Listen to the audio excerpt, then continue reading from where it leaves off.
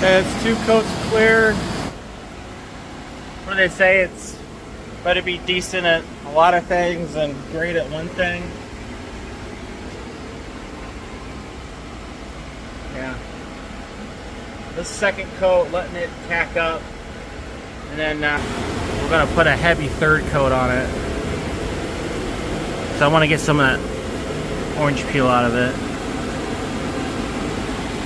And you can tell it's not perfect, which drives me crazy because I have put all kinds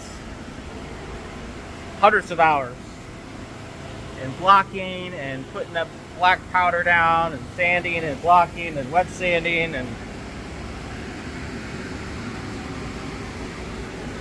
you know what, it looks a hell of a lot better than it did before, so whatever.